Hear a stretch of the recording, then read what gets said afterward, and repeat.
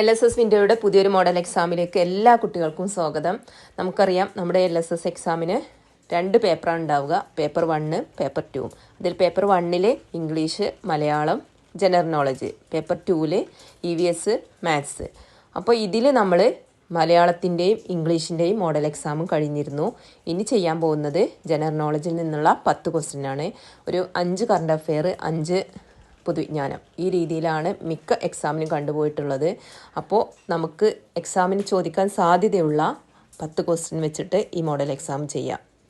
ഞാൻ മുന്നത്തെ വീഡിയോയിൽ പറഞ്ഞിരുന്നു കേരളത്തിനെ ബേസ് ചെയ്തിട്ടുള്ള പ്രധാനപ്പെട്ട കാര്യങ്ങൾ, അതേപോലെ തന്നെ ഈ അടുത്ത കാലത്തായി സംഭവിച്ചിട്ടുള്ള ആനുകാലിക വിവരങ്ങൾ, അതൊക്കെ ഒന്ന് നോക്കി വെക്കണം എന്ന് പറഞ്ഞിരുന്നു.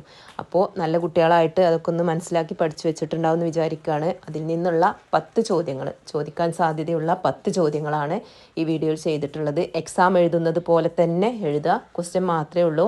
ആൻസർ കീ ഞാൻ എപ്പോഴും പറയുന്നത് പോലെ തന്നെ ടീച്ചർ വാട്സാപ്പ് ഗ്രൂപ്പിലുള്ള കുട്ടികളാണെന്നുണ്ടെങ്കിൽ ആൻസർ കീ അതിൽ വിടും. അതല്ലെങ്കിൽ താഴെ കാണുന്ന നമ്പറിൽ മെസ്സേജ് ചെയ്താൽ ആൻസർ കീ വിട്ടു തരാം. ഓക്കെ, അപ്പോൾ നമുക്ക് എക്സാം സ്റ്റാർട്ട് ചെയ്യാം. ക്വസ്റ്റ്യൻ നമ്പർ 15 മുതലാണ് ജനറൽ നോളജ് തുടങ്ങുന്നത്. അപ്പോൾ 15, 16, 17 എന്ന നമ്പർ ഇട്ടിട്ട് വേണം ആൻസർ എഴുതാൻ. ഇതിന് മുന്നേ ഇംഗ്ലീഷ്, മലയാളം ഈ 2 വിഷയമാണ് കഴിഞ്ഞിട്ട് പോയിട്ടുള്ളത്. അപ്പോൾ ഞാൻ ആ ഒരു മോഡലിൽ തന്നെയാണ് ക്വസ്റ്റ്യൻ നമ്പർ ഇട്ട് പോകുന്നത്. 15 മുതലാണ് നമ്മുടെ GK തുടങ്ങുന്നത്. അപ്പോൾ നമുക്ക് എക്സാം സ്റ്റാർട്ട് ചെയ്യാം.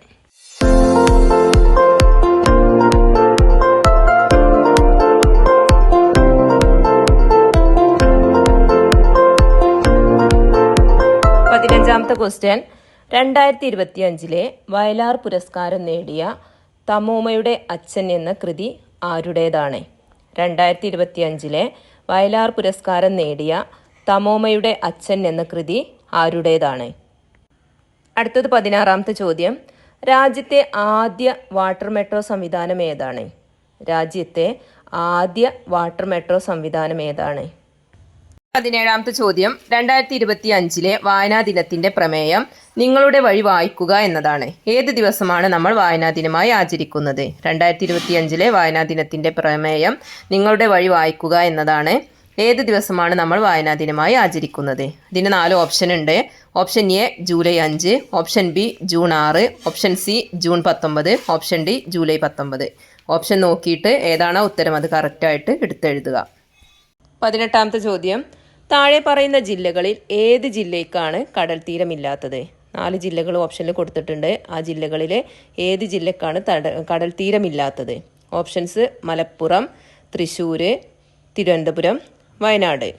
ഇനി 19ാമത്തെ ചോദ്യം, ഇന്ത്യയുടെ ദേശീയ കായിക വിനോദം ഏതാണ്? ഇന്ത്യയുടെ ദേശീയ കായിക വിനോദം ഏതാണ്? 20ാമത്തെ ചോദ്യം, കേരളത്തിൻ്റെ ഇപ്പോഴത്തെ ഗവർണർ ആര്? കേരളത്തിൻ്റെ ഇപ്പോഴത്തെ ഗവർണർ ആര്? ഇനി 22ാമത്തെ ചോദ്യം, കേരളത്തിൽ പടിഞ്ഞാറോട്ട് ഒഴുകുന്ന നദികൾ എത്ര? കേരളത്തിൽ എത്ര നദികളാണ് പടിഞ്ഞാറോട്ട് ഒഴുകുന്ന നദികൾ? അപ്പോൾ നദികൾ ആകെ എത്ര നദികളുണ്ട് എന്ന് ആലോചിക്കുക. അതിൽ പടിഞ്ഞാറോട്ട് ഒഴുകുന്ന നദികൾ എത്ര, കിഴക്കോട്ട് ഒഴുകുന്ന നദികൾ എത്ര എന്നൊക്കെ നോക്കിയിട്ട് ഉത്തരം കറക്റ്റായിട്ട് വേണം എഴുതാൻ. ഓപ്ഷൻസ് 44, 41, 3, 4. അതിൽ എത്ര നദികളാണ് പടിഞ്ഞാറോട്ട് ഒഴുകുന്ന നദികൾ? ഇനി 23ാമത്തെ ചോദ്യം, 67ാമത് സംസ്ഥാന സ്കൂൾ കായികമേളയുടെ ഭാഗ്യചിഹ്നം എന്താണ്? 67ാമത് സംസ്ഥാന സ്കൂൾ കായികമേളയുടെ ഭാഗ്യചിഹ്നം എന്താണ്? ഇപ്പം അടുത്ത് നടന്നതാണ്. അതിൽ തിരുവനന്തപുരം ജില്ലയാണ് ജേതാക്കളായത്. അപ്പം അതിൻ്റെ ഭാഗ്യചിഹ്നം എന്താണ്? ഓപ്ഷൻസ് മിങ്കു എന്ന മുയൽ, പൊന്നി എന്ന പ്രാവ്, തങ്കു എന്ന മുയൽ, പപ്പി എന്ന കുയൽ. ഇനി 24ാമത്തെ ചോദ്യം, കേരളത്തിൽ ഓറഞ്ച് കൃഷി ചെയ്യുന്ന പ്രധാന പ്രദേശം ഏത്? കേരളത്തിൽ ഓറഞ്ച് കൃഷി ചെയ്യുന്ന പ്രധാനപ്പെട്ട പ്രദേശം ഏത്? ഓറഞ്ച് കൃഷിയാണ് കേട്ടോ, മാറിപ്പോകരുത്. ഓപ്ഷൻസ് ലക്കിടി, നെല്ലിയാമ്പതി, കൊടുങ്ങല്ലൂർ, ആലുവ. ഇവയിലെവിടെയാണ് ഓറഞ്ച് കൃഷി കൂടുതലായിട്ട് കൃഷി ചെയ്യുന്നത്?